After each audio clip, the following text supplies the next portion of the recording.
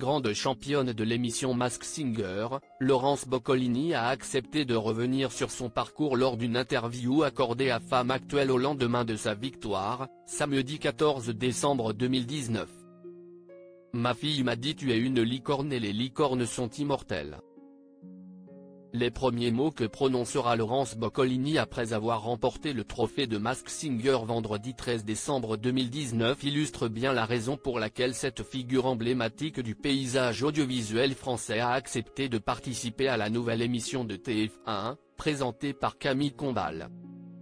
À 56 ans, l'animatrice, actrice et scénariste a prouvé aux téléspectateurs qu'elle avait plus d'une corde à son arc en dévoilant ses talents de chanteuse. Celle qui se cachait derrière le costume de licorne, grande gagnante du programme, a accepté de revenir sur son parcours lors d'une interview accordée à Femme Actuelle au lendemain de sa victoire, samedi 14 décembre. À peine remise de ses émotions, elle s'est confiée sur sa fille, le casting, une éventuelle carrière dans la chanson mais aussi sur sa maladie. Pourquoi avez-vous accepté de participer à l'émission ? Laurence Boccolini, principalement pour ma fille Willow. Cela m'a beaucoup amusé pour elle.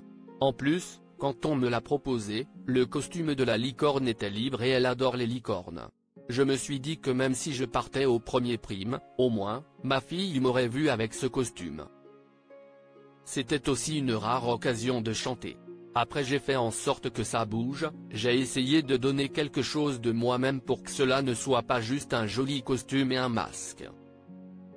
Comment ont réagi vos proches en vous découvrant dans le costume de la licorne ? LB, tout le monde m'appelle, c'est rigolo, j'ai l'impression d'avoir gagné un Oscar. Mais ce trophée, c'est encore mieux.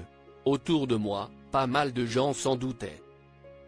Beaucoup d'amis m'écrivaient en me disant qu'ils reconnaissaient ma voix mais cela n'a pas été difficile de mentir, à partir du moment où j'avais signé, j'ai respecté le contrat.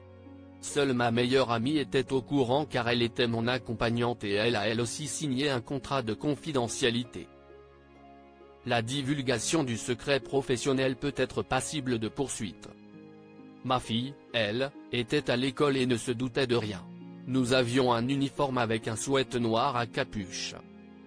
On s'habillait dans la voiture qui venait nous chercher avec nos nounous, qui ne savaient pas qui nous étions. Le soir, quand j'enlevais le costume, les paillettes restaient collées à mon corps. Je devais me changer dans mon hall d'immeuble avant de rentrer chez moi. Quand ma fille me retrouvait, elle me disait « Maman, tu te maquilles très mal ». Rire. Finalement, mon entourage est habitué à me voir partir tôt et rentrer tard, je ne fais pas des horaires de bureau en temps normal.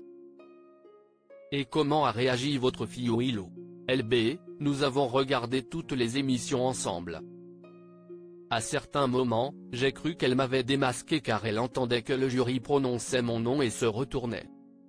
Elle vient d'avoir 6 ans donc elle ne comprenait pas encore les méandres du programme mais elle s'est tout de suite attachée à la licorne.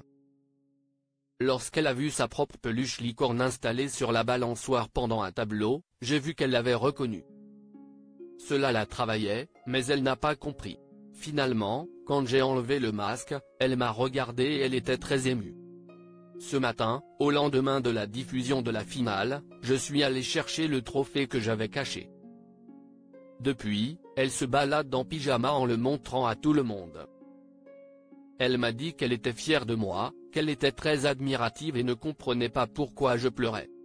Je lui ai dit que je l'avais fait pour elle. Selon vous, d'où viennent les fuites sur le casting ? LB, je pense qu'il y a des gens très mal intentionnés. Il y en a toujours à la télévision qui se croient plus malins, qui veulent gâcher le plaisir des autres.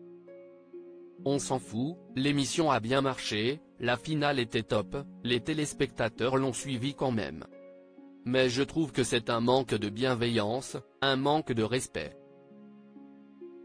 On pourrait profiter d'un programme mais non, on va d'abord dire que c'est pourri, balancer les noms et dire qu'ils sont ringards. C'est tellement français.